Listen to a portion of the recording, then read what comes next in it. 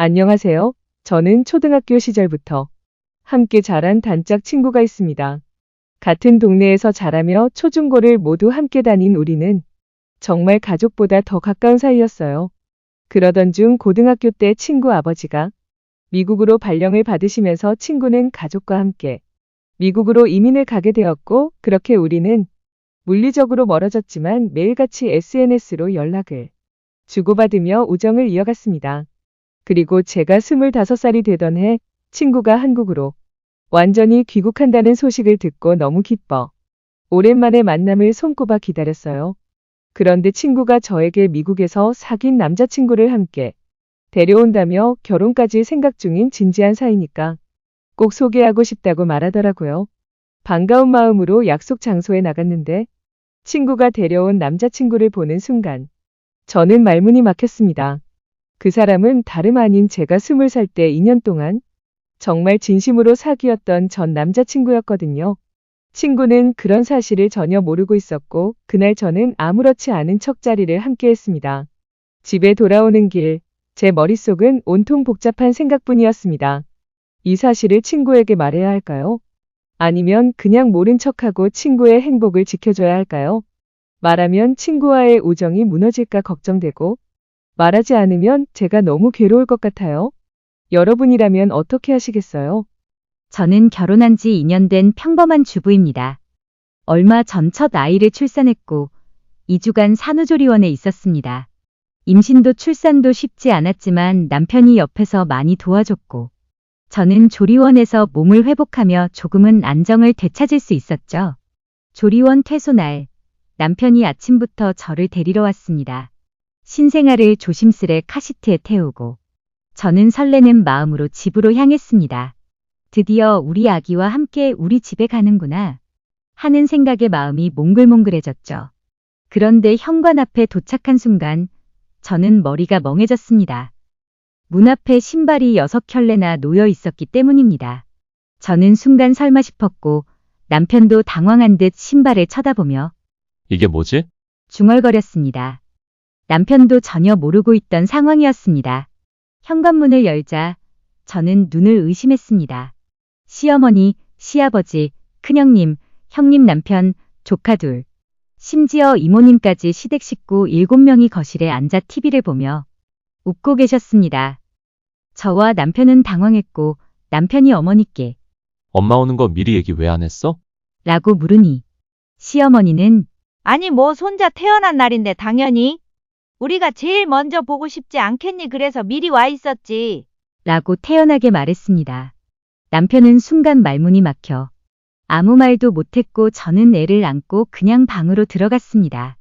그런데 뒤따라오신 시어머니가 방까지 들어오셔서 기저귀는 요즘 것도 좋긴 한데 난 청기저귀가 좋더라. 아기 얼굴이 왜 이렇게 누렇게 떴어? 너 뭐 먹었니?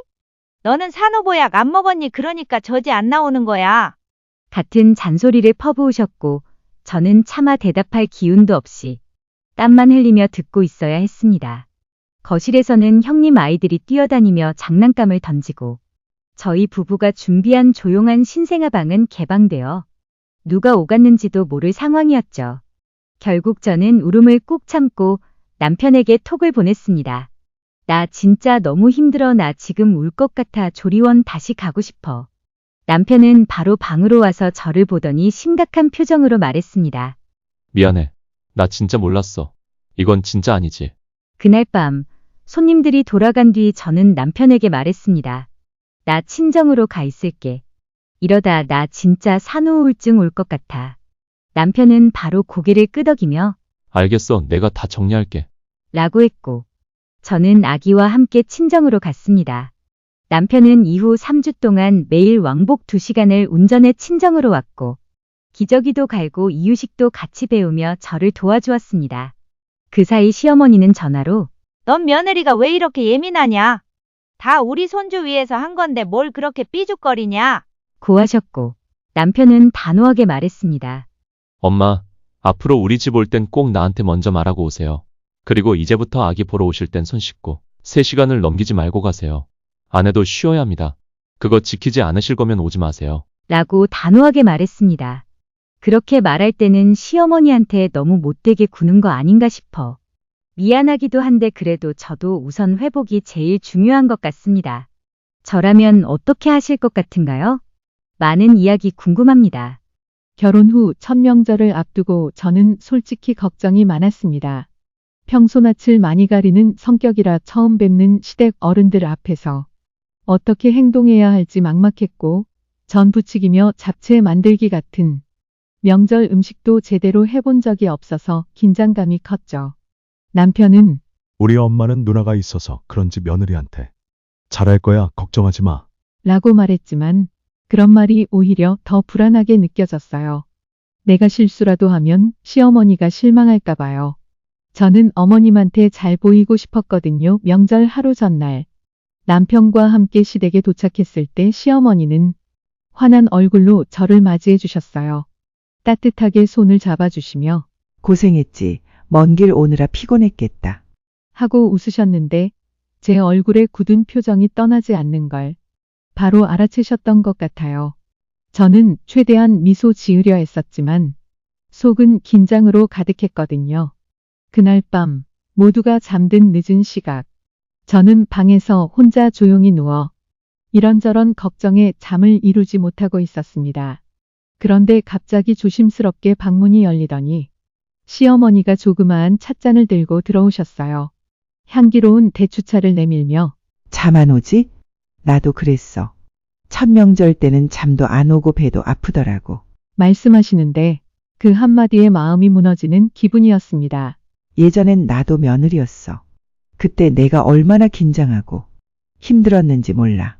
그러니까 너는 부담 갖지 말고 진짜 힘들면 언제든 말해. 나는 너 힘든 거 보고 싶지 않아.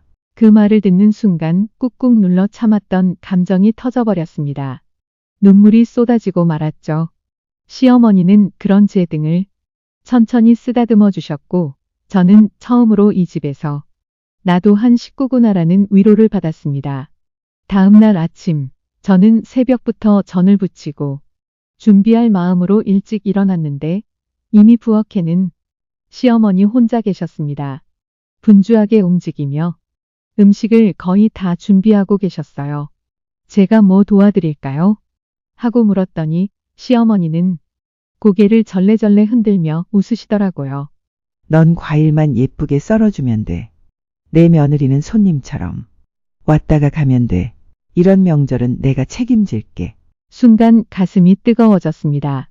며느리가 와서 당연히 이래야 한다는 말보다 괜찮다, 안 해도 된다는 말이 이렇게 감동적일 수 있구나 싶었습니다. 그날 이후로 저는 시어머니를 더 이상 남편의 어머니로만 생각하지 않게 되었어요. 오히려 친정엄마처럼 느껴졌고 다음 명절이 다가왔을 땐 제가 먼저 시댁에 가고 싶다고 남편에게 말했을 정도였죠. 시어머니는 언제나 너는 내 딸이야 라고 말해주시는데 그 말이 결코 형식적인 인사처럼 들리지 않는 이유는 행동으로 먼저 보여주셨기 때문입니다. 세상에는 며느리에게 큰 기대를 하고 실수 하나에도 예민하게 구는 시어머니들도 있다고 들었어요. 그래서 저도 결혼 전엔 그런 걱정을 참 많이 했죠. 하지만 저희 시어머니는 제가 스스로를 다그치지 않도록, 제게 기대지 않도록 오히려 한 발짝 먼저 다가와 주셨어요. 그 따뜻함 덕분에 저는 시댁이라는 공간에서 숨 쉴 수 있게 되었고, 진짜 가족이 무엇인지 느끼게 되었습니다. 우리는 종종 가족이라는 이름으로 서로에게 의무와 부담을 강요하곤 합니다. 하지만 진짜 가족은 피보다 마음으로 이어진다는 걸 저는 시어머니를 통해 배웠습니다.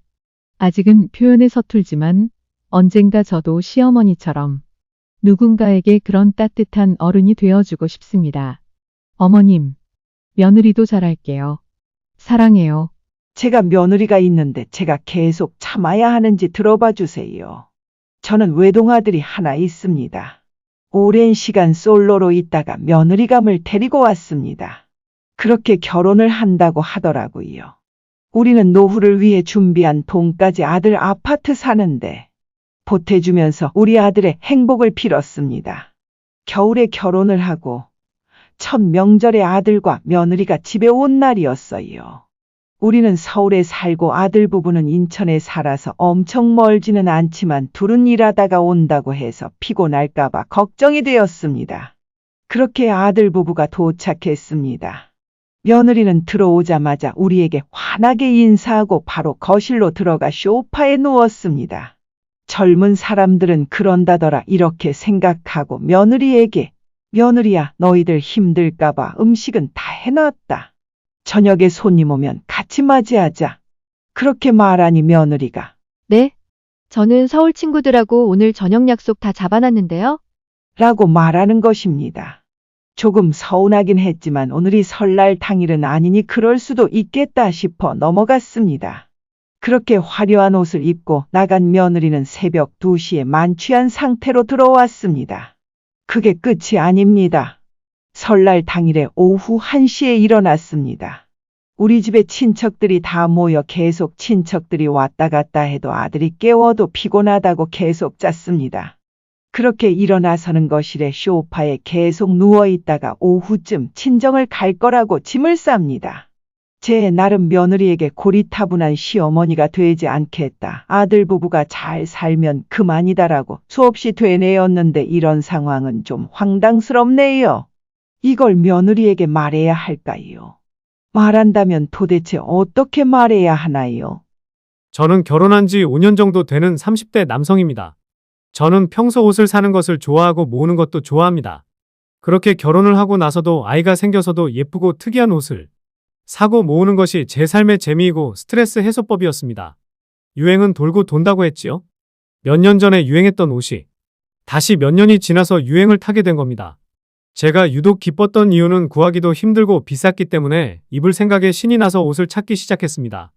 근데 아무리 찾아도 집에 없는 겁니다. 그렇게 며칠을 집에서 옷을 찾았더니 부인이 물어보더라고요. 자기 뭘 그렇게 찾아? 그래서 저는 그 사진을 보여주며 이런 옷인데 자기 본 적 있어? 라고 했더니 부인의 얼굴이 시뻘개지면서 나 그거 중고거래로 팔았는데.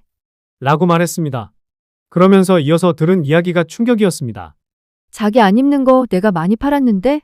라고 하면서 그동안의 중고거래 내역을 보여주는데 그동안 아낀다고 안 입었던 옷이 모두 거래된 후였죠. 저는 진짜 너무 눈물이 날 것 같았습니다. 그 중고거래로 돈을 번 것을 저에게 준 것도 아니고 왜 저희 물건을 함부로 팔고 그것을 말도 안 해주는 건가요? 저에게 대한 배려가 없는 것 같아 며칠째 부인과 이야기를 안 하고 있습니다. 제가 어떻게 하면 화가 풀릴까요? 계속 화가 풀리지 않습니다.